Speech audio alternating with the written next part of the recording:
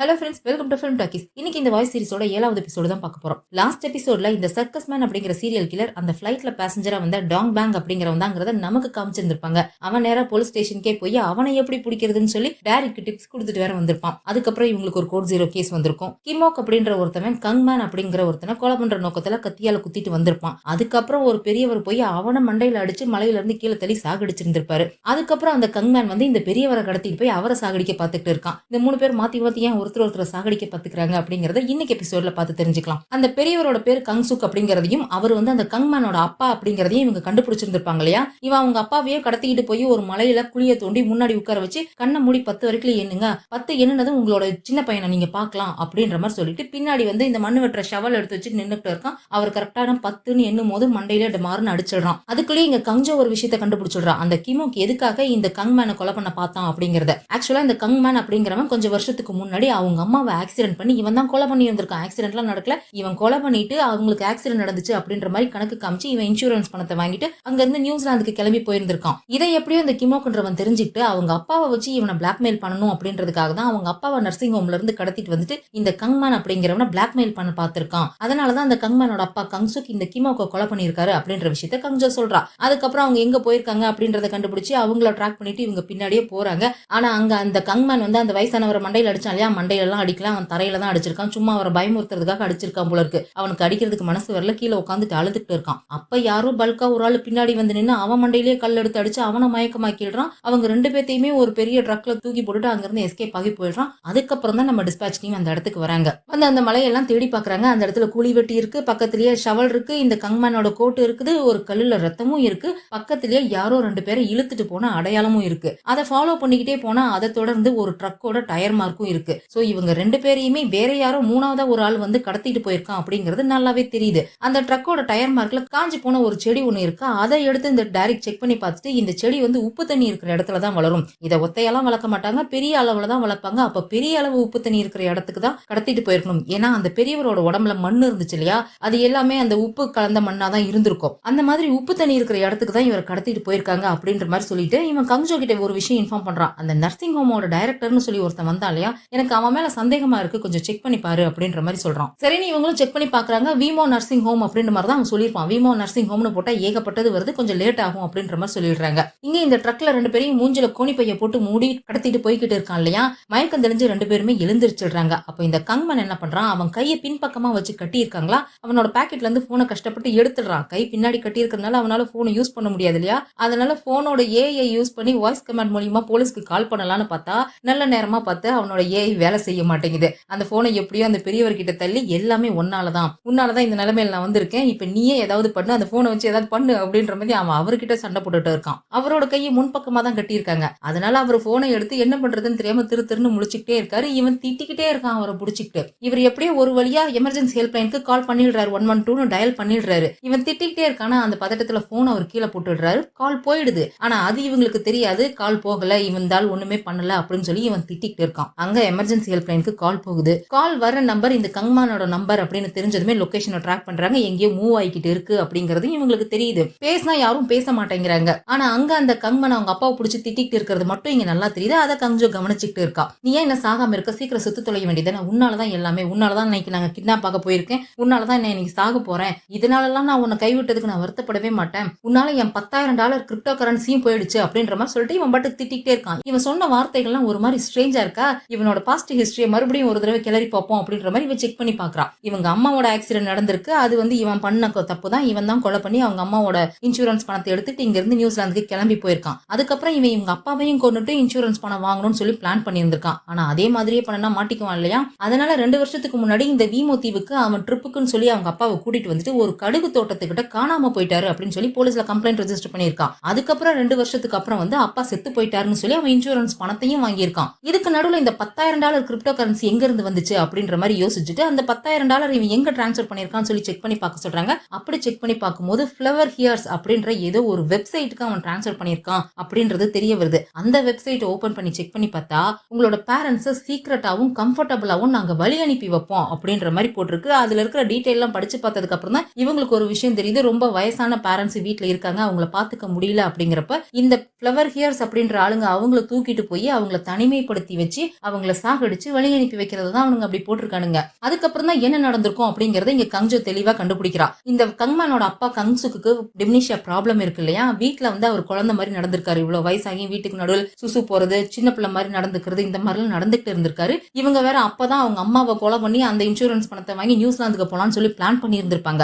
அதனால இந்த கங்மேனோட பொண்டாட்டி இவங்கிட்ட பிடிச்சி சண்டை போட்டுட்டு இருந்திருக்கா. இவர் தூக்கிட்டு தான் நீ நியூசிலாந்துக்கு போக போறியா, என்னாலலாம் சமாளிக்க முடியாது அப்படின்னு சண்டை போட்டு இருந்திருக்கா. அந்த சமயத்துலதான் இவனுக்கு இந்த வெப்சைட்டை பத்தி தெரிய வந்து இவர் வீமோ தீவுக்கு அந்த கடுகு தோட்டத்துக்கு கூட்டிட்டு போயிருக்கான். கடுகு தோட்டம் ஃபுல்லா ஒரே மஞ்சள் கலர் பூவா இருந்திருக்கு. அந்த இடத்த பார்த்தோன்னே இவர் ஒரு மாதிரி சந்தோஷமா இருந்திருக்காரு. கொஞ்ச நேரம் எங்கேயும் இல்லைங்கப்பா, நான் பாத்ரூம் போயிட்டு வரேன் அப்படின்னு சொல்லிட்டு அவன் அந்த பக்கம் போற மாதிரி இவன் கிளம்பி போயிடுறான். அதுக்கப்புறம் அந்த ஃபிளவர் ஹேர்ஸ் வெப்சைட்டை சேர்ந்தவங்க இவரை வந்து தூக்கிட்டு போயிருந்திருக்காங்க. ஆனாலும் இவன் $10,000 கிரிப்டோ கரன்சி அந்த வெப்சைட்டுக்கு அனுப்பிட்டு ஒருவேளை நம்மளோட பிளான் ஃபெயில் ஆயிட்டா என்ன பண்றது அப்படின்னு சொல்லி அவனுடைய கரன்சியை வந்து பிளாக் பண்ணி வச்சிருக்கான். இவனோட காயின்ஸ் அவங்க கேஷா மாத்தாத மாதிரி. அதுக்கப்புறம் 2 வருஷம் கழிச்சு இவர் செத்து போயிட்டாருன்னு சொல்லி அவங்க டெத் சர்டிபிகேட் கொடுத்திருக்காங்க. அதை வச்சு இவன் வந்து இன்சூரன்ஸும் வாங்கிட்டான். ஆனா இப்ப இவர் உயிரோட தான் இருக்காரு. இப்ப எதுக்காக இவர் எங்கேயோ உப்பு தண்ணி இருக்கிற இடத்துக்கு தூக்கிட்டு போறதா வேற இந்த டைரக்ட் சொல்றானே, என்ன கதையா இருக்கும் அப்படின்ற மாதிரி யோசிச்சுட்டு அந்த போன் காலை நல்லா கவனிச்சு பாக்குறா. அவங்க ஒரு மாதிரி மூச்சு திணறாங்க. ஏதோ ஃபேன் சுத்துற சத்தம் வேற கேக்குது. அதை நல்லா கவனிச்சு பார்க்கும் போதுதான் ஃப்ரிட்ஜோட மோட்டார் ஃபேன் மாதிரி தெரியுதா. ஒருவேளை இது ஃப்ரீசர் ட்ரக்கா இருக்கலாம். ஃப்ரீசர் ட்ரக்ல அவங்க ஒருவேளை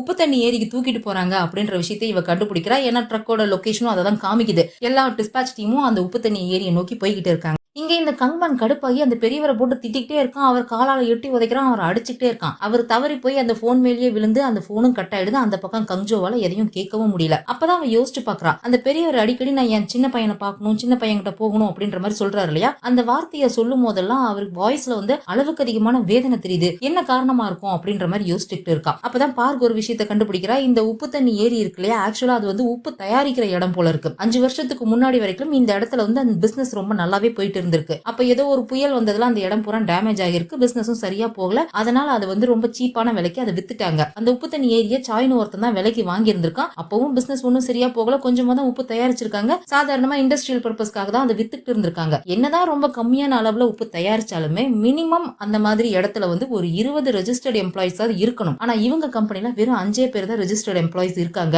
அப்படின்ற விஷயத்தை கண்டுபிடிக்கிறா. அப்பதான் அவளுக்கு ஒரு சந்தேகம் வருது. இந்த உப்பு தண்ணி ஏரியோட ஓனர் பேர் சாய்னு சொல்லி கண்டுபிடிச்சிருப்பாளையா, இதே பேர் தானே அந்த வீமோ நர்சிங் ஹோமோட டைரக்டர் பேரும் இருந்துச்சு அப்படின்னு சொல்லிட்டு செக் பண்ணி பாக்குறா. ரெண்டுமே ஒரே ஆளு தான் காமிக்குது. அப்ப அவன் நர்சிங் ஹோமோட டைரக்டர்லாம் எல்லாம் போய் சொல்லியிருக்கான் அப்படின்றது தெரிய வருது. இன்னொரு பக்கம் அந்த ட்ரக் அந்த உப்பு தண்ணி ஏரிக்கு வந்துருது. அந்த டைரக்டர் தான் கையில துப்பாக்கியோட வந்து இவங்க 2 பேத்தையும் இறக்கி கூட்டிட்டு போய்கிட்டு இருக்கான். அதுக்கப்புறம் பின்னாடி டிஸ்பாச் டீமும் அந்த இடத்துக்கு வந்துடுறாங்க. வந்து ட்ரக்கை கண்டுபிடிச்சிடுறாங்க. அங்க சுத்தி சுத்தி பாக்குறாங்க. அங்க யாருமே இல்ல. அந்த உப்பு தண்ணி ஏரி இருக்கிற இடம் பூரா இவங்க எல்லாம் தேடி பார்த்துட்டு இருக்காங்க. அப்போ இங்க கால் சென்டர்ல இன்னொரு விஷயத்தை கண்டுபிடிச்சு சொல்றாங்க. அந்த சாயின்றவன் உப்பு தண்ணி ஏரி வச்சிருக்கான். அவன் கீழே 5 பேர் தான் ரெஜிஸ்டர்ட் எம்ப்ளாயிஸ் இருக்காங்கன்னு சொல்லி கண்டுபிடிச்சிருந்தாங்க இல்லையா. அந்த 5 பேர் மேலேயுமே ஏதோ அசால்ட் கேஸ் இருக்கா. எல்லாருமே கொலகார பசங்க தான். மேபி இவங்க அந்த ஃபிளவர் ஹியர்ஸ்ன்ற வெப்சைட்ல பெரியவங்க வயசானவங்க எல்லாம் நாங்க வந்து வழி அனுப்பி வைக்கிறோம்னு சொல்லிட்டு இவங்க விலைக்கு வாங்கிக்கிறானுங்க இல்லையா. அவங்கள வந்து செத்து போயிட்டாங்கன்ற மாதிரி போலியான டெத் சர்டிபிகேட்டை கொடுத்துட்டு அவங்கள வச்சு மேபி இங்க வேலை வாங்கலாம். அந்த கங்சுக் மாதிரியே இன்னும் நிறைய பெரியவங்க இங்க இருக்கிறதுக்கு வாய்ப்பு இருக்கு அப்படின்ற மாதிரி தேடிட்டு இருக்காங்க. பக்கத்துல ஒரு கொடோன் இருக்கு. கொடோனுக்குள்ள யாரோ இருக்கிற மாதிரி சத்தம் கேக்குது. ஆனா வெளியில பூட்டு போட்டிருக்கு. இவங்க பூட்டை மெதுவா திறந்துட்டு உள்ள போய் பார்த்தா யாரோ 2 பேர் இருக்காங்க. அவங்க 2 பேருமே கொரியன் இல்ல. அவங்களுக்கு கொரியன் பேசவும் தெரியல. யாருடா நீங்க, எங்கடா உங்க ஓனர் அப்படின்னு கேட்டா அவங்களுக்கு புரியவே இல்ல. டாரிக் தான் ஏதோ அரகுறை இங்கிலீஷ்ல அவங்க கிட்ட பேசி ஒரு வழியா இன்ஃபர்மேஷன் வாங்குறான். எங்களுக்கு எதுவுமே தெரியாது, நாங்க இங்க வருவோம், வேலை பண்ணுவோம், வீட்டுக்கு போய் தூங்கிடுவோம் அப்படின்ற மாதிரி சொல்றாங்க. அப்பதான் கொஞ்சம் தூரம் தள்ளி ஒரு வேர் ஹவுஸ் மாதிரி ஒண்ணு இருக்கிறத டாரிக் கவனிக்கிறான். அங்க என்ன இருக்கு அப்படின்ற மாதிரி கேட்கறான். அங்க என்ன இருக்குன்னா எங்களுக்கு தெரியாது, நாங்க அங்க போனது இல்ல. அந்த இடத்துல எப்ப பார்த்தாலும் கெட்ட மீட்டோட நாத்து அடிக்கும் அப்படின்ற மாதிரி சொல்றாங்க. அப்பதான் டாரிக் ஒரு விஷயம் ஞாபகம் வருது. அந்த பெரியவரை இவங்க போய் பார்த்து விசாரிச்சிருப்பாங்களே, அப்ப அவர் மேலேயும் இதே மாதிரி கெட்டு போன மீட்டோட ஸ்மெல் தான் அடிச்சிருந்திருக்கும். மேபி அவர் அங்க இருக்கிறதுக்கு வாய்ப்பு இருக்கு அப்படின்னு சொல்லிட்டு இவங்க எல்லாருமே அங்க போறாங்க. அங்க இருந்து ஒரு ஓட்ட வழியா உள்ள என்ன நடக்குது அப்படின்னு சொல்லிட்டு பாக்குறாங்க. உள்ள நிறைய வயசானவங்க எல்லாம் வச்சுக்கிட்டு இந்த பன்னிக்கறி இருக்கு இல்லையா, அதையெல்லாம் அவங்க சுத்தம் பண்ணிட்டு இருக்காங்க. ஒருத்தன் நின்னுகிட்டு கையில குச்சியை வச்சுட்டு அவங்க எல்லாம் மிரட்டிட்டு இருக்காங்க. அவங்க எல்லாம் ரொம்ப வயசானவங்களா இருக்காங்க. ஒரு பாட்டி முடியாம போய் படுத்துக்கிட்டாங்க. இந்த ஆளு போய் மிரட்டிட்டு இருக்கான். என்ன படுத்துக்கிட்டா வந்து எந்திரிச்சு வேலையை பாரு அப்படின்ற மாதிரி மிரட்டிட்டு இருக்கான். என்னால முடியலப்பா, உடம்பு ரொம்ப வலிக்குது, பெயின் கில்லர் இருந்தா கொடுப்பா, அப்புறமா வந்து வேலை பாக்குறான் அப்படின்ற மாதிரி சொல்றாங்க. இந்த ஆள் அவங்கள மிரட்டுறான். கையில இருக்க குச்சியால அவங்களை அடிக்கிறதுக்கு போங்கிறான். டைரக்ட் டக்குன்னு கதவை உடைச்சிட்டு உள்ள போய் அவனை அடிச்சு புடிச்சிடுறான். ஆனா அவங்க யாரும் இவங்களை கண்டுக்கவே இல்ல. அவங்க பாட்டுக்கு அவங்களோட வேலையை பார்த்துட்டே இருக்காங்க. மீட் எல்லாம் சுத்தம் பண்ணிட்டு இருக்காங்க. அப்பதான் இவங்க கவனிக்கிறாங்க, இவங்க வச்சிருக்கிற மீட் எல்லாமே வெளிநாட்டுல இருந்து இங்க இம்போர்ட் பண்ணது, அதுவும் கெட்டு போன மீட். அதை இந்த மாதிரி ஏதோ சுத்தம் பண்ணி பாலிஷ் பண்ணி உள்நாட்டு கறி மாதிரி அவங்க லேபிளை மாத்தி இங்க வந்து வித்துக்கிட்டு இருக்காங்க. ஆக்சுவலா இது உப்பு தயாரிக்கிற இடம்ன்ற மாதிரி வெளியே காமிச்சிட்டு இங்க உள்ளுக்குள்ள இந்த மாதிரி கெட்டு போன மீட்டை வந்து வித்துக்கிட்டு இருக்க ஃப்ராட் வேலையை பார்த்துட்டு இருக்காங்க அப்படின்ற விஷயத்தையும் கண்டுபிடிக்கிறாங்க. அங்க இருக்க பெரியவங்க யாருக்குமே உண்மையிலேயே அவங்களுக்கு என்ன நடக்குதுங்கிற விஷயமே தெரியவே இல்ல. இந்த கங்மன் எப்படி அவங்க அப்பாவை வயசான காலத்துல பாத்துக்க முடியாதுன்னு சொல்லி இங்க கொண்டு வந்து விட்டு சைலண்டா அவரை போட்டு தள்ளிட்டு இன்சூரன்ஸ் பணத்தை அடிச்சிடலான்னு கொண்டு வந்து விட்டுருக்கானோ, அதே மாதிரிதான் இவங்களோட பசங்களும் இங்க கொண்டு வந்து விட்டுருக்காங்க. ஆனா இவங்கெல்லாம் என்ன நினைச்சுட்டு இருக்காங்கன்னா, நம்மளோட பசங்க நம்மள நர்சிங் ஹோம்ல கொண்டு வந்து சேர்த்தாங்க, அங்க இருந்து இவங்க தான் நம்மள கடத்திட்டு வந்து இந்த மாதிரி வேலையை வாங்கிட்டு இருக்காங்க அப்படின்ற மாதிரி நினைச்சிட்டு இப்பவும் இவங்க பசங்களுக்கு இவங்க சப்போர்ட் பண்ணிட்டு இருக்காங்க. அப்ப இந்த கடத்தப்பட்ட கங்சுக் தாத்தாவோட போட்டோ அந்த பாட்டி கிட்ட காமிச்சு, இவர் உங்களுக்கு தெரியுமா அப்படின்ற மாதிரி கேக்குறாங்க. அவர் எப்ப பார்த்தாலும் என்னோட சின்ன பையன்ற வார்த்தையை திருப்பி திருப்பி சொல்லிட்டு இருப்பார் இல்லையா, அதனால இவருக்கு சின்ன பையன் தாத்தா அப்படின்னு தான் இவங்க பேரே வச்சிருக்காங்க. இன்னைக்கு மதியானம் அந்த ஓனர் வந்து கத்திக்கிட்டு இருந்தான், இந்த சின்ன பையன் தாத்தாவை யாரோ சொல்லாம கொள்ளாம கூட்டிட்டு போயிட்டாங்களா, வந்து கத்திக்கிட்டு இருந்தான். இதோ அதுதான் அவரோட பெட், அங்கதான் இருப்பாரு, யாருகிட்டையும் பெருசா பேச மாட்டாரு, எப்ப பார்த்தாலும் ஏதாவது படம் வரைஞ்சிக்கிட்டே இருப்பாரு. அவர் பக்கத்துல ஒரு பாட்டி இருப்பாங்க, அந்த பாட்டி கிட்ட தான் எப்ப பார்த்தாலும் பேசிக்கிட்டே இருப்பாரு. ஆனா 2 நாளைக்கு முன்னாடி அந்த பாட்டிக்கு குட் டே வந்துருச்சு அப்படின்னு சொல்றாங்க. குட் டேனா என்ன அப்படின்னு கேக்குறாங்களாம். எங்க வீட்ல இருந்து யாராவது எங்களை பார்க்க வராங்கன்னா அதை தான் நாங்க குட் டேன்னு சொல்லுவோம். அன்னைக்கு அவங்களுக்கு அவங்களோட பொண்ணு பாக்குறதுக்காக வந்திருந்தாங்க. அந்த பாட்டி 10 நாளா உடம்பு சரியில்லாம படுத்த படுக்கையாவே கிடந்தாங்க. இங்க ஒருத்தன் எங்களை வேலை வாங்குவான்ல, அவன் தான் அவங்கள போட்டு ரொம்ப அடிச்சிட்டான். அதனால அவங்களுக்கு உடம்பு முடியாம போயிடுச்சு, படுத்த படுக்கையா இருந்தாங்க. நல்ல வேலையா அவங்களோட பொண்ணு அவங்கள பாக்குறதுக்கு வந்தாங்க. யாராவது இப்படி வீட்ல இருந்து எங்களை பார்க்க வராங்கன்னா இந்த ஓனர் எங்களுக்கு வந்து குளிக்கிறதுக்கு, தலை சீவிக்கிறதுக்கு, எங்களுக்கு ரெடி பண்ணிக்கிறதுக்கு பர்மிஷன் கொடுத்து அவங்கள பாக்குறதுக்கு எங்களை கூட்டிட்டு போவோம், அதை தான் நாங்க குட் டேன்னு சொல்லுவோம் அப்படின்ற மாதிரி இந்த பாட்டி சொல்றாங்க. இவங்க சொல்ற கதையில இருந்தே இவங்க சொன்ன மாதிரி நடக்கல, ஆனா வேற என்னமோ நடந்திருக்குன்றது இவங்களுக்கு நல்லாவே புரியுது. சரி, அப்படி யாராவது பார்க்க வந்தாங்கன்னா எங்க கூட்டிட்டு போவாங்க அப்படின்னு கேக்குறாங்க. பின்னாடி ஒரு மலை இருக்குல்ல, அந்த மலைக்கு தான் கூட்டிட்டு போவாங்க அப்படின்ற மாதிரி சொல்றாங்களா. இவங்களுக்கு அது கேட்டதுமே புரிஞ்சு போச்சு இங்க என்ன நடக்குதுன்னு சொல்லிட்டு வேக வேகமா அங்க இருந்து ஓட பாக்குறாங்க. அப்போ டைரக்ட் எதையோ நோட் பண்ணிட்டு அந்த ரூம்ல வந்து பாக்குறான், ஒரு செவத்துல அவங்களோட சட்டையெல்லாம் ஹேங்கர்ல மாட்டி வச்சிருக்காங்க. அதையெல்லாம் எடுத்துட்டு பார்த்தா எல்லோ கலர்ல நிறைய பட்டாம்பூச்சி அந்த இடத்துல வரைஞ்சிருக்கு. அதை பார்த்துட்டு இது வந்து பட்டாம்பூச்சி கிடையாது, இது பூக்கள் அப்படின்ற மாதிரி சொல்றான். மேபி இவன் அந்த கடுகு பூவை பத்தி சொல்றானோ என்னமோ. அந்த தாத்தா கூட சொல்லிட்டு இருப்பார் இல்லையா, என்னோட சின்ன பையனுக்கு கடுகு பூக்கள் பூக்கிறது ரொம்ப பிடிக்கும் அப்படின்னு சொல்லிட்டு. அதை பார்த்த உடனே இவன் வந்து கங்ஜோக்கு கால் பண்ணி, இந்த உப்பு தண்ணி ஏரிக்கு பின்னாடி ஒரு மலை இருக்கு, அந்த மலையோட சேட்டலைட் இமேஜை செக் பண்ணு, அங்க என்ன இருக்குன்னு பாரு அப்படின்ற மாதிரி சொல்றான். இவங்களும் செக் பண்ணி பாக்குறாங்க, அந்த மலையோட உச்சியில ஒரு கிளிஃப் இருக்கு, அங்க இருந்து கீழே பள்ளம் இருக்கு அப்படின்ற விஷயத்த கண்டுபிடிச்சு சொல்றாங்க. அந்த ஓனரும் அவன் கூட இருந்த அடியாலும் இந்த கங்மனையும் அந்த தாத்தா கங்சுக்கையும் அந்த மலைக்கு தான் துப்பாக்கி முனையில கடத்திட்டு போறாங்க. அங்க போய் ஒரு இடத்துல அந்த கங்மனை முட்டி போட வச்சு துப்பாக்கியால ஷூட் பண்றதுக்கு ரெடி பண்ணிக்கிட்டு இருக்கானா. அந்த ஆள் கெஞ்சிக்கிட்டு இருக்கான், தயவு செஞ்சு என்ன விட்டுடு, நான் 4 வருஷத்துக்கு முன்னாடி உனக்கு கிளைண்டா தானே இருந்தேன், என்ன இதுக்காக ஷூட் பண்ண பாக்குற அப்படின்ற மாதிரி அந்த கங்மன் அழுதுட்டு இருக்கான். இதையெல்லாம் பார்த்து அந்த தாத்தா கங்சுக்கு ஒரு மாதிரி டென்ஷன் ஆயிடுறாரு. நான் என் சின்ன பையன் கிட்ட போகணும், சின்ன பையனை பார்க்கணும் அப்படின்ற மாதிரி பதட்டமா அங்கேயும் இங்கேயும் ஓடிக்கிட்டு இருக்காரா. இதை பார்த்து அந்த ஓனர் இரிட்டேட் ஆயிட்டு அந்த தாத்தாவை ஷூட் பண்ண பாக்குறான். அதுக்குள்ள நம்ம டிஸ்பாச் டீம் அங்க வந்துடுறாங்க, அந்த ஓனரையும் ஷூட் பண்ணிடுறாங்க. இதுக்காகடா இப்படி எல்லாம் பண்ணுன அப்படின்னு கேட்டா அவன் ஒரு மாதிரி நான் செஞ்சது சரின்ற மாதிரியே பேசுறான். வேஸ்டா இருக்கிறவங்கள நான் டிஸ்போஸ் பண்ற வேலையை தானே பார்த்தேன் அப்படின்ற மாதிரி சொல்றான். இதை கேட்டதும் டாரிக்கு என்ன ஆச்சுன்னு தெரியல, அவனுக்கு கோவம் மண்டை உச்சிக்கு ஏறிடுது. போட்டு அந்த ஓனர் மிதிச்சுட்டு இருக்கான். ஜூங்கி தான் வந்து அவனை தடுத்து நிறுத்துறான். இந்த கங்மன்மே தப்பு பண்ணியிருக்கான் இல்லையா, அவங்க அப்பாவோட டெத்தை ஃபேக் பண்ணியிருக்கான், அவங்க அப்பாவை கிட்னாப் பண்ணிட்டு போய் போட்டு தள்ள பார்த்திருக்கான் அப்படின்றதுக்காக அவனையுமே அரெஸ்ட் பண்ண போறோம் அப்படின்ற மாதிரி சொல்றாங்க. அவன் டக்குன்னு சுதாரிச்சுட்டு ஒரு கத்தி எடுத்துட்டு போய் அவங்க அப்பாவோட கழுத்துல வச்சுக்கிறான். கிட்ட வந்தீங்கன்னா நான் இவர் கொன்னுடுவேன் அப்படின்னு சொல்லிட்டு இருக்கான். அப்ப டாரிக் அந்த தாத்தாவை பார்த்து கேட்கறான், நீங்க இப்பவும் உங்க பையனுக்கு சப்போர்ட் பண்ண போறீங்களா அப்படின்னு சொல்லிட்டு. இதை பார்த்துட்டு அந்த கங்மன் சிரிக்கிறான். ஏன்னா அவருக்கு தான் டிம்னிஷியா ப்ராப்ளம் இருக்கு, அவருக்கு பையன் யாரையுமே தெரியாது இல்லையா, அதனாலதான் அவன் சிரிக்கிறான். சிரிக்காதடா, நீ நினைக்கிற அளவுக்கு உங்க அப்பாவுக்கு டிம்னிஷியா லாஸ்ட் ஸ்டேஜ்ல எல்லாம் இல்ல, நீ என்ன பண்ற என்ன பேசுறங்கிறது அவருக்கு நல்லாவே தெரியும் அப்படின்ற மாதிரி சொல்றான். ஏன்னா அந்த ரூம்ல சட்டைக்கு பின்னாடி நிறைய மஞ்சள் கலர்ல பட்டாம்பூச்சி வரைஞ்சிருந்ததை இவன் பார்த்திருப்பான் இல்லையா. ஆக்சுவலா அது மஞ்சள் கலர் பட்டாம்பூச்சி எல்லாம் கிடையாது. கடைசியா இந்த கங்மன் அவனோட அப்பாவை கொண்டு வந்து ஒரு கடுகு தோட்டத்துல தான் கைவிட்டுட்டு போயிருந்திருப்பான். அந்த கடுகு தோட்டத்தை அவர் மறக்கவே இல்ல. அங்க பார்த்த அந்த எல்லோ கலர் பூவை தான் இவர் பட்டாம்பூச்சி மாதிரி வரைஞ்சு வச்சிருக்காரு. அது மட்டும் இல்லாம அவரோட பெட் எல்லாமே நீட்டா மடிச்சு வச்சிருக்காரு, பொருள் எல்லாமே நல்லா ஆர்கனைஸ் பண்ணி வச்சிருக்காரு. இந்த அல்சைமர் அப்படிங்கிறது ஒரு சில டிம்னிஷியாவை விட ரொம்ப ஸ்லோவா தான் அஃபெக்ட் பண்ணும். அவருக்கு ரெகுலரா நடக்கிற விஷயங்கள், மறக்க கூடாத சில விஷயங்கள் அவருக்கு கண்டிப்பா ஞாபகம் இருக்கும் அப்படின்ற விஷயத்த டாரிக் அப்பவே கண்டுபிடிச்சிருந்திருப்பான். ஏன்னா இவன் என்ன இருந்தாலும் பழைய டாக்டர் இல்லையா. அப்பதான் கங்ஜோக்குமே ஞாபகம் வருது. அந்த ட்ரக்ல இந்த ஆள் வந்து அவங்க அப்பாவை பத்தி ரொம்ப மோசமா பேசியிருப்பான். எதுக்கு நீ இன்னும் சாகாம இருக்க, நீ உன்னால நான் ரொம்ப கஷ்டப்பட்டு இருக்கேன் அப்படின்ற மாதிரிலாம் பேசியிருப்பான். அவரும் அதுக்கு நான் என் சின்ன பையன் கிட்ட போகணும் அப்படின்ற மாதிரி சொல்லிக்கிட்டே இருந்திருப்பாரு. அப்போ அவரோட குரல்ல நிறைய வேதனை தெரிஞ்சது அப்படின்னு சொல்லி கங்ஜோ சொன்னார் இல்லையா. அவருக்கு நல்லாவே தெரிஞ்சிருக்கு நம்ம கிட்ட இந்த மாதிரி பேசுறது நம்மளோட பையன் தான் சொல்லி. அதனாலதான் அவர் அப்படி வேதனைப்பட்டிருக்காரு. அதெல்லாம் இங்க டாரிக் இப்ப சொல்றானா, ஆனா அவன் அதை ஏத்துக்க தயாராவே இல்ல. இல்ல நீங்க எல்லாம் என்ன ஏமாத்த பாக்குறீங்க, இந்த ஆளுக்கு எதுவும் ஞாபகம் இல்ல, இந்த ஆளு நான் ஒன்னும் கைவிடல, இந்த ஆள் தான் என்ன கைவிட்டான், நான் இப்படி நடந்துக்கிட்டதுக்கு இந்த ஆள் தான் காரணம் அப்படின்னு சொல்லிட்டு இவன் ஒரு பிளாஷ்பேக் சொல்றான். ஆக்சுவலா இவனோட சின்ன வயசுல இந்த தாத்தா கொஞ்சம் மோசமாவே நடந்திருப்பார் போல இருக்கு. இவங்க அம்மா தான் கஷ்டப்பட்டு வெளியில வேலை பார்த்து சம்பாதிச்சுட்டு வந்து வச்சிருப்பாங்க போல. இந்த ஆளு போய் பையனையும் பொண்டாட்டியும் அடிச்சுட்டு அந்த பணத்தை எல்லாம் புடுங்கிட்டு போயிடுவார் போல இருக்கு. நான் அப்பா இருந்தும் அனாதையா தான் வளர்ந்தேன், இவர் தான் என்ன கை விட்டுட்டாரு அப்படின்னு சொல்லி உட்கார்ந்து அழுதுட்டு இருக்கான். இதுக்கப்புறம் இந்த ஆள் உயிரோடலாம் இருக்காது, சாகணும் அப்படின்னு சொல்லிட்டு அந்த தாத்தாவை போட்டு தள்ள பாக்குறான். அதுக்குள்ள டாரிக் வந்து எப்படியோ தடுத்து நிறுத்தி அவனை புடிச்சிடுறான். நான் என் தப்ப ஒத்துக்கிறேன், நான் செஞ்சது என்னன்றதை நான் புரிஞ்சுக்கிட்டேன் அப்படின்ற மாதிரி சமாதானமா பேசுற மாதிரி பேசி கொஞ்சம் லூஸ் விட்டவன கத்தி எடுத்துட்டு மறுபடியும் அவன் டாரிக்கை குத்தலான்னு போகும்போது அந்த தாத்தா வாண்டடா வந்து குறுக்க நின்னுக்கிறாரு. அவர் அந்த கத்தி குத்த வாங்கிக்கிறாரு. கத்தி மேல எல்லாம் குத்தல, அவர் கையில இறுக்கி புடிச்சுக்கிறாரு. அப்ப அவர் மகனோட பேரை சொல்லி, வேணாண்டா கங்மான், இந்த மாதிரி எல்லாம் பண்ணாதடா, என்னால நீ மறுபடியும் உன்னோட வாழ்க்கையை நாசமாக்கிக்காதடா அப்படின்ற மாதிரி சொல்லி அழுது கெஞ்சிக்கிட்டு இருக்காரு. அப்பதான் காமிக்கிறாங்க இவருக்கு ஸ்டார்டிங்ல இருந்து எல்லாமே ஞாபகம் இருக்கு. மருமக இவரை பத்தி தப்பா பேசினது, இவன் இவரை போட்டு தள்ளுறதுக்காக பிளான் பண்ணது, கொண்டு வந்து கடுகு தோட்டத்துல கைவிட்டுட்டு போனதுன்னு எல்லாமே ஞாபகம் இருந்திருக்கு. என்ன இருந்தாலும் இவரும் ஒரு கொலை பண்ணியிருக்காரு, அந்த கிமோக கொலை பண்ணியிருக்காரு இல்லையா, அதனால இந்த தாத்தாவையுமே அரெஸ்ட் பண்றாங்க, அந்த கங்மானையுமே அரெஸ்ட் பண்றாங்க. அரெஸ்ட் பண்ணி போலீஸ் ஸ்டேஷனுக்கு கூட்டிட்டு வராங்க. கிரைம் சீரிஸ்னு சொல்றாங்க, ஆனா இவங்க கண்டுபிடிக்கிற எல்லா கேஸுமே கடைசியில எமோஷனலாவே முடிக்கிறாங்க. போலீஸ் ஸ்டேஷனுக்கு கூட்டிட்டு வரும்போது அந்த கங்மான் கதறிட்டு இருக்கான், எனக்கு என் போனை கொடுங்க,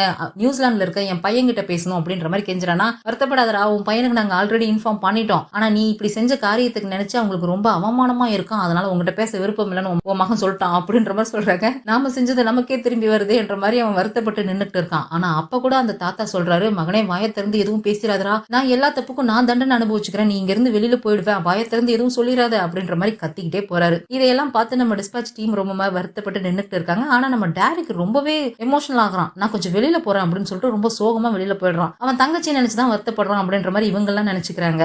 இன்னொரு பக்கம் இந்த சுஜியோட கேஸை விசாரிச்சுட்டு இருந்தாலே ஒரு போலீஸ் ஆஃபீஸர், அவர் தான் காமிக்கிறாங்க. அவரோட பேரு டைரக்டர் யாங். இதுக்கப்புறம் நம்ம இந்த பேர்லயே கண்டினியூ பண்ணிக்கலாம். இந்த டைரக்டர் யாங்குக்கு டாரிக் யாருங்கிறதுல ஒரு சின்ன சந்தேகம் வந்திருக்கும். இவனை நம்ம எங்கேயோ பாத்துருக்கமேன்னு யோசிச்சாரு இல்லையா. சின்ன வயசுல டாரிக்கோட அம்மா சூசைட் கேஸை டைரக்டர் யாங் தான் விசாரிச்சிருந்திருக்காரு. அந்த கேஸ் ஃபைல் எடுத்து செக் பண்ணி பாக்குறாரு. இவருக்கு கன்ஃபார்மே ஆயிடுச்சு, அன்னைக்கு நம்ம பார்த்த அந்த குட்டி பையன் தான் இந்த டாரிக் அப்படின்னு சொல்லிட்டு. இப்பதான் எனக்கு புரியுது நீ ஏன் என் மேல இவ்வளவு கோவமா இருக்குன்னு சொல்லி. உன்னை ஒரு தடவை இல்ல 2 தடவை இதயத்திலேயே நான் குத்தி இருக்கேன்ல அப்படின்ற மாதிரி சொல்லிட்டு இவர் உடனே கங்ஜோக்கு கால் பண்ணி விஷயத்த சொல்றாரு. இந்த மாதிரி டாரிக்கோட அம்மா சூசைட் கேஸ நான் தான் விசாரிச்சேன், அவன் இந்த ஊருக்காரன் தான் அப்படின்னுட்டு இவர் விஷயத்த சொல்றாரு. ஆக்சுவலா இவருக்கு அவங்க அம்மாவோட சூசைட் கேஸ் தான் ஃபர்ஸ்ட் கேஸ். வேலைக்கு வந்த புதுசுல அவர் அட்டன் பண்ண முதல் கேஸே அதுதான். கடற்கரையோரமா ஏதோ ஒரு பொண்ணோட டெட் பாடி கிடைச்சிருக்கு அப்படின்னு சொல்லிட்டு இவங்க போய் பார்த்திருக்காங்க. அவங்கள பத்தி அக்கம் பக்கத்துல விசாரிச்சிருந்திருக்காங்க. அப்போ ஒரு லேடி சொல்லியிருக்காங்க, இவங்களுக்கு ஃபேமிலின்னு யாரும் கிடையாது, இங்கதான் அங்கங்க இருக்கிற கடைகள்ல சின்ன சின்ன வேலைகள்லாம் பார்ப்பாங்க, அவங்களுக்கு 2 பசங்க இருக்காங்க, ஆனா அந்த 2 பசங்களுக்குமே வேற வேற அப்பா அப்படின்ற மாதிரி சொல்லிட்டு இருக்காங்க. அப்போ அந்த இடத்துக்கு சின்ன பையனா இருந்த டாரிக் ஓடி வந்திருக்கான். அவங்க அம்மாவோட டெட் பாடியை பார்த்ததும் எங்க அம்மா சூசைட் எல்லாம் பண்ணிக்கல,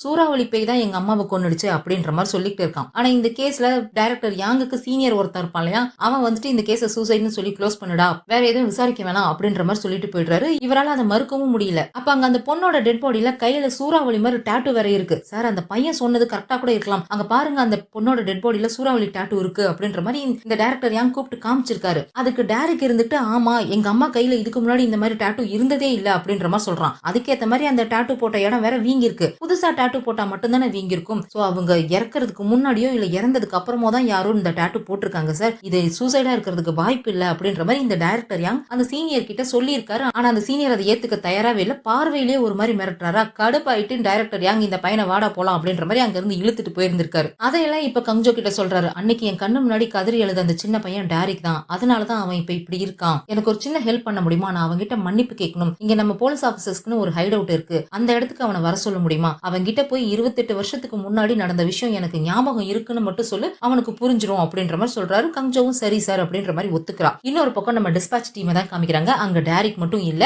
நம்ம பார்க் வேற வந்திருக்கா. பார்க் இப்பதானே தேசிக்க முதல் முறையா பாக்குறா. சீசன் 1ல அவங்க 2 பேரும் சேர்ந்து தான் வேலை பார்த்தாங்க, ஆனா அதுக்கப்புறம் இப்பதானே பாக்குறா. 2 பேருக்குமே இன்ட்ரோடியூஸ் பண்ணிக்கிறதுக்கு கொஞ்சம் ஆக்வர்டா தான் இருக்கு. அந்த சமயத்துல ஜூங்கிக்கு அந்த ஹேக்கர் ஹான் இருக்கான் இல்லையா, அவன் கால் பண்றான். இந்த டிடெக்டிவ் டாரிக் எங்க போனாரு, அவருக்கு கால் பண்ணா எடுக்கவே மாட்டேங்கிறாரு. இந்த சர்க்கஸ் பைரட் கேம்ல அவர் விசாரிக்க சொன்னார் இல்லையா, நான் ஒரு பெரிய விஷயத்தை கண்டுபிடிச்சிருக்கேன், சீக்கிரமா கிளம்பி வாங்க காமிக்கிறேன் அப்படின்ற மாதிரி சொல்லிட்டு இருக்கானா. நானும் கிமும் போறோம், நீங்க முதல்ல பேட்சப் ஆகுங்க அப்படின்ற மாதிரி சொல்லிட்டு இவங்க 2 பேரும் கிளம்பி போயிடுறாங்க. பார்க் போய் தேசிக் கிட்ட கேக்குறா, கோல்டன் டைம் டீமுக்கு திரும்ப வந்துட்டீங்களா அப்படின்ற மாதிரி கேக்குறா. டெம்பரவரியா தான் வந்திருக்கேன் அப்படின்னு அவன் சொல்றானா. உங்களை இந்த டீமுக்கு கூப்பிட சொல்லி கங்ஜோ மேடம்க்கு ரெக்கமெண்ட் பண்ணதே நான் தான், வந்துட்டீங்க, இதுக்கப்புறம் வேலையும் சரியா பாருங்க அப்படின்ற மாதிரி சொல்லிட்டு போயிடுறா. அங்க அந்த ஹேக்கர் கான் அப்படி என்ன விஷயத்தை கண்டுபிடிச்சிருக்கான் அப்படின்னா, அந்த சர்க்கஸ் பைரட் கேம்ல வந்து அதுல மெம்பரா இருக்கிறவங்கள பத்தி ஏதாவது கண்டுபிடிக்க முடியுமான்னு இவன் ட்ரை பண்ணிருக்கான். செக்யூரிட்டி ரொம்ப ஸ்ட்ராங்கா இருந்ததுனால என்னால யார பத்தி எதுவும் கண்டுபிடிக்க முடியல. அதனாலதான் அந்த சஸ்பெக்டே என்ன வந்து அப்ரோச் பண்ற மாதிரி நான் ஒரு வலையை விரிச்சு வச்சிருக்கேன். நானா புதுசா ஒரு கேரக்டர் ஒன்னு கிரியேட் பண்ணிருக்கேன். அந்த சர்க்கஸ் மேன் கில்லர் எந்த மாதிரி விக்டிமை சூஸ் பண்றானோ அதே மாதிரி இருக்கக்கூடிய ஒரு கேரக்டர் நான் உருவாக்கியிருக்கேன் அப்படின்னு சொல்றான். அதாவது அந்த சர்க்கஸ் மேன் கில்லர் வந்து ப்ராப்ளம் இருக்கிற டீனேஜ் பசங்களா பார்த்து செலக்ட் பண்ணி அவங்களோட ஃபேமிலியை தானே போட்டு தள்ளிட்டு இருக்கான். அந்த மாதிரி ப்ராப்ளம் இருக்கிற ஒரு டீனேஜ் பையனா ஒரு கேரக்டரை இவனை உருவாக்கி இருக்கானா. அந்த பையனுக்கு 17 வயசு ஆகுது. 2 வருஷத்துக்கு முன்னாடி கார் திருடுறது, புள்ளி பண்றது, இந்த மாதிரி வேலையெல்லாம் பண்ணி போலீஸ் கேஸ்ல எல்லாம் மாட்டியிருக்கான். அவங்க அம்மா பெரிய லாயரா வச்சு அந்த பையனை வெளியவும் எடுத்திருக்காங்க. ஆனா அவங்க அம்மாவுக்கும் அந்த பையனுக்கும் பெருசா செட்டே ஆகாது. ஏன்னா அவங்க அம்மாவுக்கு பெரிய பையனை மட்டும் தான் பிடிக்கும். ஒரு மாசத்துக்கு முன்னாடி பெரிய பிரச்சனையாகி அவங்களுக்குள்ள சண்டையெல்லாம் நடந்திருக்கு அப்படின்ற மாதிரி அந்த டீனேஜ் வயசு கேரக்டர் ஏதோ கதை சொல்ற மாதிரி இவனும் ஒரு கேரக்டர் கிரியேட் பண்ணியிருக்கான். அதுக்கு சந்தேகப்படுற மாதிரி யாரோ ஒருத்தங்க இவனை அப்ரோச் பண்ணியிருக்காங்க. அந்த அப்ரோச் பண்ண கேரக்டர் ஒரு லேடி போலீஸ் ஆபீசர் அப்படின்ற மாதிரி சொல்றான். அந்த கில்லரும் கஞ்சோ மாதிரி கெட்டப்ல தானே வந்துட்டு இருக்கான். இங்க கஞ்சோ டைரக்ட போய் பாக்குறா. டைரக்டர் யாங் நேத்து நடந்த விஷயத்துக்கு உங்ககிட்ட மன்னிப்பு கேட்கணும்னு நினைக்கிறாரு. அதுக்காக உன்னை டின்னருக்கு இன்வைட் பண்ணியிருக்காரு. உங்ககிட்ட ஏதோ பிரைவேட்டா பேசணுமா அப்படின்ற மாதிரி சொல்றாளா. நோ தேங்க்ஸ் அப்படின்ற மாதிரி சொல்றான். இங்க பாரு, 28 வருஷத்துக்கு முன்னாடி நடந்த விஷயம் அவருக்கு ஞாபகம் வந்துருச்சுன்னு உங்ககிட்ட சொல்ல சொன்னாரு. இதுக்கப்புறம் நீ என்ன முடிவு எடுப்பியோ அது உன் விருப்பம் அப்படின்ற மாதிரி சொல்லிடுறா. கட் பண்ணா 2 பேருமே போய் அந்த டைரக்டர் யாங் முன்னாடி அந்த ரெஸ்டாரண்ட்ல உட்கார்ந்து இருக்காங்க. அவர் ஒரு மாதிரி தயங்கி தயங்கி சொல்றாரு, என் மருமகம் பண்ண விஷயத்துக்காக நான் உங்ககிட்ட மன்னிப்பு கேட்டுக்கிறேன் அப்படின்னு சொல்லிட்டு. இந்த விஷயத்துல 2 பக்கமுமே தப்பு இருக்கு. அதனால நீங்க மன்னிப்பு கேட்கணும்னு அவசியம் இல்ல. வேற ஏதாவது சொல்லணும்னா சொல்லுங்க, இல்லனா நான் கிளம்புறேன் அப்படின்ற மாதிரி சொல்றானா. இவங்க 2 பேருக்குள்ள ஒரு ஆக்வர்ட்னஸ் இருக்குன்றத கஞ்சோ புரிஞ்சுக்கிட்டு நான் ரெஸ்ட் ரூம் யூஸ் பண்ணிட்டு வரேன் அப்படின்னு சொல்லிட்டு அவ அங்க இருந்து போக பாக்குறா. போகாத, நில்லு, உட்காரு. நீ தானே சொன்ன நம்ம 2 பேரும் பார்ட்னர்ஸ், நமக்குள்ள ரகசியம் இருக்கக்கூடாதுன்னு சொல்லி நீயும் எல்லாத்தையும் தெரிஞ்சுக்கோ, உட்காரு அப்படின்னு சொல்லிட்டு அவளை உட்கார வைக்கிறான். அதுக்கப்புறம் அந்த போலீஸ் ஆபீசர் சொல்றாரு, உன் அம்மாவோட சூசைட் கேஸ் தான் என் கெரியர்ல ஃபர்ஸ்ட் கேஸ். இன்ன வரைக்கும் என்னால அந்த கேஸை மறக்க முடியாது. அன்னைக்கு அந்த சின்ன பையன் முன்னாடி வந்து நின்னுட்டு என் அம்மா சூசைட் பண்ணிக்கல, அவங்களை கொலை பண்ணிட்டாங்கன்னு சொல்லி கதர்னதை நான் இன்ன வரைக்கும் மறக்கல. இந்த கேஸ்ல நான் ஒரு கேவலமான எக்ஸ்கியூஸ் கொடுக்கணும் அப்படின்னா இந்த தீவுல இருக்க எல்லாருமே என்னோட சொந்தக்காரங்க. அன்னைக்கு அந்த கேஸ்ல எனக்கு சீனியரா இருந்த ஆபீசர் என்னோட கசின். அவரோட பேச்சை என்னால மீற முடியாது. அவர் அந்த கேஸை க்ளோஸ் பண்ண சொல்லி என்கிட்ட ஆர்டர் கொடுத்தாரு. வேற வழி இல்லாம நான் க்ளோஸ் பண்ணிட்டேன். என்ன மன்னிச்சிரு அப்படின்ற மாதிரி சொல்றாரா. நீங்க மன்னிப்பு கேட்கணும்னா என்கிட்ட கேட்கணும்னு அவசியம் இல்ல, என் அம்மா கிட்ட கேளுங்க. நீங்க மன்னிப்பு கேட்கறதுனால இவ்வளவு நாளா நடந்த விஷயம் எதுவும் இல்லன்னு மாறிட போறது இல்ல அப்படின்ற மாதிரி சொல்லிட்டு அவன் அங்கிருந்து போக பாக்குறான். இந்த கேஸ்ல நீ என்ன யோசிச்சியோ அதையே தான் நானும் யோசிச்சேன் அப்படின்ற மாதிரி இவர் சொல்றாரா. இவன் ஒரு மாதிரி ஷாக் ஆகி போய் திரும்பி பாக்குறான். ஆமா, நீ எப்படி உங்க அம்மா சூசைட் பண்ணிக்கல, அவங்கள கொலை பண்ணிட்டாங்கன்னு சொல்லி நினைச்சியோ அதே மாதிரிதான் எனக்கும் இது சூசைட் இல்ல கொலைன்னு கன்ஃபார்மா தோணுச்சு அப்படின்ற மாதிரி சொல்லிட்டு இவர் ஒரு பிளாஷ்பேக் சொல்றாரு. அன்னைக்கு அந்த சீனியர் ஆபீசர் வந்து இந்த டைரக்டர் யாங்க பிடிச்சி மிரட்டி இருக்காரு. இந்த கேஸை சூசைட்னு சொல்லி க்ளோஸ் பண்ண பாரு, வேற எதுவும் நீ தோண்ட வேணாம், இல்ல நீ இந்த கேஸையே விசாரிக்க வேணாம், நீ போய் வேற ஏதாவது கேஸ பாரு, இதுல இன்வால்வ் ஆகாத அப்படின்ற மாதிரி இவர் மிரட்டிட்டு இருக்காரு. அப்போ அந்த சீனியர் ஆபீசரோட வாக்கி டாக்கிக்கு யாரோ கால் பண்றாங்க. இந்த கேஸை சூசைட்னு சொல்லி க்ளோஸ் பண்ண பாரு, மேல் இடத்துல இருந்து உத்தரவு, வேற எதையும் விசாரிக்க கூடாது அப்படின்னு சொல்லிட்டு. சோ மேல் இடத்துல இருந்து யாரோ டாரிக்கோட அம்மா கேஸ சூசைட்னு சொல்லி க்ளோஸ் பண்ண சொல்லி பிரஷர் பண்ணிருக்காங்க. அதனாலதான் அந்த கேஸ் அன்னைக்கு க்ளோஸ் பண்ணிருக்காங்க. அது யாரு என்னன்னு எனக்கு தெரியாது அப்படின்னு சொல்லிட்டு இவர் வந்து ஒரு சீட்ல எழுதி கொடுக்குறாரு. அந்த சீனியர் போலீஸ் ஆபீசர் இப்ப அந்த ஸ்டோன் ஃபேமிலி வில்லேஜ்ல தான் இருக்காரு. ஒரு சிற்பியா இருக்காரு, நீ வேணா அவரை போய் விசாரிச்சுக்கோ அப்படின்னு சொல்லிட்டு கொடுக்குறாரு. ஆனா இப்பவும் டாரிக் அவரை நம்புறதுக்கு தயாராவே இல்ல. நீங்க சொல்ற எதையும் நான் நம்ப மாட்டேன், எதா இருந்தாலும் நானே விசாரிச்சு தெரிஞ்சுக்கிறேன் அப்படின்னு கோவமா சொல்லிட்டு அங்க இருந்து வெளியில வந்துடுறான். கஞ்சோ பின்னாடியே வந்து அவனை சமாதானப்படுத்த பாக்குறான். தயவு செஞ்சு அவரோட அப்பாலஜி அக்செப்ட் பண்ணிக்கோ, ஏன்னா இந்த தீவுக்கு நீயும் புதுசு நானும் புதுசு, அவரோட ஹெல்ப் நமக்கு கண்டிப்பா தேவை இந்த கேஸை விசாரிக்கிறதுக்கு அப்படின்ற மாதிரி சொல்றாளா. நான் ஒண்ணு இந்த தீவுக்கு யாரையும் ஃப்ரெண்ட் ஆக்கிக்கிறதுக்காக வரல, கேஸை விசாரிக்கிறதுக்காக தான் வந்திருக்கேன், எனக்கு யாரும் தேவையில்ல அப்படின்ற மாதிரி கோவமா கத்துறான். இங்க பாரு, நீ தான் என்கிட்ட சொன்ன இன்ஃபர்மேஷனை ஷேர் பண்ணிக்கிறது தான் கோஆபரேஷனோட ஃபர்ஸ்ட் ரூல்ஸ்னு சொல்லி, நீயே இப்ப அந்த ரூல்ஸை மீறுற. நீ தானே என்ன பார்த்து சொன்ன நான் இன்னும் பாஸ்ட புடிச்சிட்டு இன்னமும் வருத்தத்துல உட்காந்துருக்கேன், பிரசன்ட்டுக்கு வரமாட்டேங்கிறேன்னு சொல்லி, நீயும் அதையே தான் பண்ற. நீ இப்படியே எல்லாத்தையும் என்கிட்ட மறைச்சிட்டு இருந்தீங்கன்னா நான் உன் கூட சேர்ந்து வேலை பார்க்கறது கஷ்டமா இருக்கும் அப்படின்ற மாதிரி சொல்லிடுறான். அதுக்கப்புறம் அவனை கஞ்சோ கூட்டிட்டு போய் உட்கார வச்சு நடந்த விஷயம் எல்லாத்தையுமே சொல்றான். சின்ன வயசுல அவன் இந்த வீமோ தீவுல தான் இருந்திருக்கான். அவனோட தங்கச்சி, அவங்க அம்மா ஒரு சிங்கிள் மதர் தான். 2 சின்ன பசங்களை வளர்க்கறதுக்காக கஷ்டப்பட்டு கிடைச்ச எல்லா வேலையும் பார்த்திருக்காங்க. ஓவர் நைட் வரைக்கும் ஒர்க் பண்ணிருக்காங்க. இந்த மாதிரி கஷ்டப்பட்டு ஒரு சிங்கிள் மதர் ஓவர் நைட் வேலை பாக்குறாங்க அப்படிங்கிறப்ப அவங்களுக்கு என்ன மாதிரி பிரச்சனை எல்லாம் வரணுமோ எல்லா பிரச்சனையும் வந்திருக்கு. எல்லாத்தையும் சமாளிச்சுதான் அவங்க 2 பசங்களை வளர்த்துட்டு இருந்திருக்காங்க. ஒரு நாள் இவங்களுக்கு ஏதோ ஒரு கிராமத்துல ஏதோ ஒரு வேலை கிடைச்சிருக்கு. அந்த வேலையை செஞ்சதுக்காக இவங்களுக்கு பெரிய அளவுல சம்பளமும் கிடைச்சிருக்கு. அதுக்காக அவங்க ரொம்ப சந்தோஷப்பட்டிருக்காங்க. ஆனா அன்னைக்கு ராத்திரியே அவங்க அம்மா ஒரு மாதிரி பயந்து போய் தூங்கிட்டு இருந்த 2 பசங்களையும் எழுப்பிட்டு அவசர அவசரமா மூட்டை கட்டிட்டு அங்கிருந்து ஓட பார்த்திருக்காங்க. அப்ப அந்த வீட்டோட ஜன்னல் வழியா வெளியே யாரோ ரெயின் கோட் போட்டுட்டு போறது அவங்க அம்மா பார்த்துட்டு பயந்து போய் 2 பசங்களையும் கூட்டிட்டு போய் அலமாரிக்குள்ள ஒளிய வைக்கிறாங்க. என்ன நடந்தாலும் சரி நீங்க இதுல இருந்து வெளியில வரக்கூடாது, டைரக்ட் நீ தான் அண்ணன் தங்கச்சியை நல்லா பாத்துக்கோ அப்படின்ற மாதிரி சொல்லி ப்ராமிஸ் வாங்கிட்டு அந்த அலமாரியை க்ளோஸ் பண்ணி விட்டுடுறாங்க. அது வந்து துணியால க்ளோஸ் பண்ற அலமாரி தான், ஜிப்பை வச்சு க்ளோஸ் பண்ணிட்டு அவங்க பாட்டுக்கு வந்துடுறாங்க. அப்போ ரெயின் கோட் போட்டுட்டு ஒரு 3-4 பேர் வீட்டுக்குள்ள வராங்க. அவங்க முகமெல்லாம் முகத்தெல்லாம் ஒரு மாதிரி பேய் மாதிரி பெயிண்ட் பண்ணியிருக்காங்க. அதனால அவங்க அடையாளம் தெரியல. ஆனா இந்த முகத்தை பார்த்ததும் அந்த குட்டி பொண்ணு பயந்து போய் கத்திடுறா. லைட்டா தான் சத்தம் போடுறா. சத்தம் கேட்டதுமே ஒருத்தன் அந்த அலமாரி பக்கம் போக பாக்குறானா, உடனே இவங்க போய் அவங்க காலை பிடிச்சிக்கிறாங்க. தயவு செஞ்சு என்ன நம்புங்க, நான் எதையும் பார்க்கவே இல்லை, என்ன கொன்னுடாதீங்க அப்படின்ற மாதிரி கெஞ்சிக்கிட்டு இருக்காங்க. ஆனா அவங்க அம்மாவை அங்க இருந்து தூக்கிட்டு போயிடுறாங்க. அதாவது கிட்னாப் பண்ணிட்டு போயிடுறாங்க. அதுக்கப்புறம் அவங்க அம்மா இறந்து போய் தான் அடுத்த நாள் கிடைச்சிருக்காங்க. அந்த கிட்னாப் பண்ணிட்டு போன ஆளுங்கள்ல ஒரு ஆளோட கையில அதே மாதிரி சூறாவளி டாட்டூ இருந்ததை டைரக்ட் பார்த்திருக்கான். சாகிறதுக்கு முன்னாடி என் தங்கச்சி அனுப்பின மெசேஜ் பாருங்க அப்படின்னு சொல்லிட்டு அந்த மெசேஜையும் எடுத்து காமிக்கிறான். அதுலதான் அந்த பொண்ணு சொல்லியிருந்தா இல்லையா, என்ன விரட்டிட்டு இருக்க கில்லரோட கையில அம்மாவை கொன்ன கில்லரோட கையில இருந்த மாதிரி சூறாவளி டாட்டூ இருக்கு அப்படின்னு சொல்லிட்டு, அதனாலதான் இவன் யாரெல்லாம் சர்க்கஸ் மேன் கில்லரா இருப்பாங்கன்னு சொல்லி சந்தேகப்பட்டானோ அவங்க எல்லாரையுமே முதல்ல அவங்க கையை தான் செக் பண்ணிருப்பான். அவங்க கையில ஒருவேளை அந்த சூறாவளி டாட்டூ இருக்கான்னு பாக்குறதுக்காக. ஃபர்ஸ்ட் டைம் கங்ஜோவை பார்த்தப்பயுமே அவளோட கையை பிடிச்சி செக் பண்ணி இருந்திருப்பான். அந்த சுஜியையுமே கையில செக் பண்ணி பார்த்திருந்திருப்பான். அவ கையில டாட்டூ இருந்திருக்காது. அதே மாதிரி இந்த உண்மையான கில்லர் டாங் பேங் போலீஸ் ஸ்டேஷனுக்கு வந்திருந்தான் இல்லையா, அப்பவுமே அவன் முகத்தை பார்த்து பேசினதை விட அவன் கையை தான் இவன் அதிகமா பார்த்து பேசி இருந்திருப்பான். ஆனா அவன் கையில டாட்டூ இல்ல. என் அம்மாவை கொண்ட கில்லருக்கும் என் தங்கச்சியை கொண்ட கில்லருக்கும் ஏதோ ஒரு வகையில சம்பந்தம் இருக்கு. அது என்ன ஏதுன்னு தெரியாது. ஆனா நான் கண்டிப்பா அந்த கில்லரை கண்டுபிடிப்பேன். அவங்க ரெண்டு பேருக்கும் அவன் என்ன மாதிரி பெயினை கொடுத்தானோ அதே பெயினை நான் அவனுக்கும் கொடுப்பேன் அப்படின்ற மாதிரி இவன் இங்க சொல்லிட்டு இருக்கான். அப்படியே கட் பண்ணா இந்த சர்க்கஸ் மேன் சுஜின்னு ஒரு பொண்ணை கடத்திட்டு போனா இல்லையா, அந்த பொண்ணை வந்து அவனோட வீட்டுல சேர்ல கட்டி போட்டு வச்சிருக்கான். சுத்தி அந்த கிறிஸ்மஸ் லைட்டால அவளை சுத்தி வச்சிருக்கான். அந்த ரூமே ஒரு மாதிரி கிறிஸ்மஸ்க்கு டெக்கரேட் பண்ற மாதிரி தான் லைட்டால டெக்கரேட் பண்ணி வச்சிருக்கான். எப்படியாவது இந்த கைத்துல இருந்து ரிலீஸ் ஆயிரணும், இங்க இருந்து எஸ்கேப் ஆயிரணும்னு அந்த பொண்ணு கைத்தை அவக்க ட்ரை பண்ணிட்டு இருக்கும்போது அந்த சர்க்கஸ் மேன் எங்கே வெளியில போயிருப்பான் போல இருக்கு. அவனோட கார் வீட்டுக்குள்ள என்டர் ஆகுது. கரெக்டா இந்த பொண்ணும் கட்டுல இருந்து ரிலீஸ் ஆகுறா. அவனும் வீட்டுக்குள்ள வந்துட்டு இருக்கான். ஆனா அவ கட்டை விட்டு வெளியில வந்தவ அந்த ரூம்ல இருந்து வெளியில போலான்னு பாக்குறா. அந்த ரூமுக்கு டோரே இல்ல. எங்கடா இருக்கு டோர் அப்படின்னு சொல்லிட்டு இவ சுத்தி சுத்தி தேடி பார்த்துட்டு களைச்சு போய் ஒரு இடத்துல போய் சாஞ்சு நிக்கிறா. செவத்துல ஏதோ ஒரு ஷேப் இருக்கு. அது அசைச்ச உடனே ஏதோ ஒரு இடத்துல டோர் மாதிரி ஓபன் ஆகுது. தப்பிச்சா போதுண்டா சாமி அப்படின்னு சொல்லிட்டு அவ அங்கிருந்து எஸ்கேப் ஆகி போறா. அவ பேஸ்மெண்ட்ல தான் வச்சிருப்பான் போல இருக்கு. படிக்கட்டு ஏறி மேல போறா. இவளும் ஒரு ஒரு ரூமா தாண்டி போய்கிட்டு இருக்கா. அதே மாதிரி அங்க அந்த கில்லருமே கொஞ்சம் கொஞ்சமா முன்னாடி வந்துகிட்டே இருக்கான். கரெக்டா அந்த வீட்டோட மெயின் டோர் கிட்ட இந்த பொண்ணு போய் நிக்கிறா. அந்த டோர் வந்து கண்ணாடியால ஆன டோர். வெளியே இருந்து உள்ள பார்க்க முடியாது. ஆனா உள்ள இருந்து வெளியில பார்க்க முடியும். வெளியே அந்த கில்லர் வந்து நிக்கிறது இந்த பொண்ணுக்கு நல்லாவே தெரியுது. அப்படியே பின்பக்கமா ஓடி போய் எங்கேயும் மறைஞ்சிக்கிறான். அவனும் டோர் ஓபன் பண்ணிட்டு உள்ள வந்தவன் சாவியை அங்கேயே டேபிள் மேல வச்சுட்டு இவன் நேரா அந்த பொண்ணை பாக்குறதுக்காக பேஸ்மெண்ட்டுக்கு தான் போறான். பேஸ்மெண்ட் டோர் ஓபன் ஆகிருக்குன்னு தெரிஞ்சதும் டென்ஷன் ஆயிடுறான். அந்த பொண்ணு அங்கங்க தேடிட்டு இருக்கான். இங்க இந்த பொண்ணு என்ன பண்றான், அந்த சாவி எடுத்துட்டு போய் டோர் ஓபன் பண்ணலான்னு பாக்கும்போது அந்த கில்லர் நடந்து வர சத்தம் கேக்குது. உடனே சாவி கீழே போட்டுட்டு அப்படியே போய் எங்கேயோ ஒளிஞ்சுக்கிறான். இவன் வந்து பாக்குறான் டோர் க்ளோஸ் ஆகி தான் இருக்கு. சாவி கீழே தான் இருக்குன்னு தெரிஞ்சதும் அவ இங்கதான் எங்கேயோ இருக்கா அப்படின்னு சொல்லிட்டு கையில ஒரு கோடாரி எடுத்துட்டு திரும்ப அங்க இருந்து படிக்கட்டு ஏறி போய்கிட்டே இருக்கான். இந்த பொண்ணு அங்கதான் சோஃபாக்கு பின்னாடி மறைஞ்சு உட்கார்ந்துருக்கா போல இருக்கு. இவன் எப்பவும் பாடுவான் இல்லையா ஒரு கிரீப்பியான தாலாட்டு பாட்டு, அந்த பாட்டை பாடிக்கிட்டே தான் இந்த பொண்ணு தேடிட்டு கையில கோடாரி வச்சு செவுத்துல கீறிக்கிட்டே போய்கிட்டே இருக்கான். கொஞ்ச நேரத்துல அவன் பாடுற சத்தமும் கேட்கல, அவன் நடக்கிற சத்தமும் கேட்கல. கொஞ்சம் தூரமா போயிட்டான் போல இருக்கு. எப்படியாவது இங்க இருந்து எஸ்கேப் ஆயிடலாம் அப்படின்னு சொல்லிட்டு இந்த பொண்ணு மெதுவா அந்த சோஃபாவை விட்டுட்டு வெளியில வரா. ஆனா அவன் அங்கதான் உட்கார்ந்துருக்கான். இவளையே குறுகுறுன்னு பார்த்துட்டு உட்கார்ந்துட்டு இருக்கான். நாங்க உன்னை இன்னும் கொஞ்ச நாள் என்டர்டெயின் பண்ணலாம்னு நினைச்சோம். ஆனா நீ எங்களுக்கு வேற வாய்ப்பே விட்டு வைக்கவே இல்லையே. எங்களுக்குன்னு ஒரு ரூல்ஸ் இருக்கு. எங்களை பத்தி யாராவது தெரிஞ்சுக்கிட்டாங்க அப்படின்னா அவங்களுக்கு உயிரோட இருக்கிறதுக்கு தகுதியே இல்லைன்னு அர்த்தம் அப்படின்ற மாதிரி சொல்லிட்டு அந்த பொண்ணை கொல்றதுக்கு கிட்ட வந்துட்டு இருக்கான். அந்த பொண்ணு பயந்து போய் கத்திட்டு இருக்கா. தயவு செஞ்சு என்ன விட்டுடு அப்படின்னு சொல்லிட்டு. அப்ப அவனுக்குள்ள பர்சனாலிட்டி ஷிஃப்ட் ஆகுது போல இருக்கு. வெட்டுக்கிளி மாதிரி தலையை வெடுக்கு வெடுக்குன்னு ஆட்டிக்கிட்டு இருக்கான். அப்படியே ஒரு மாதிரி என்னமோ பண்ணிட்டு அவன் அங்க இருந்து தள்ளி போயிடுறான்.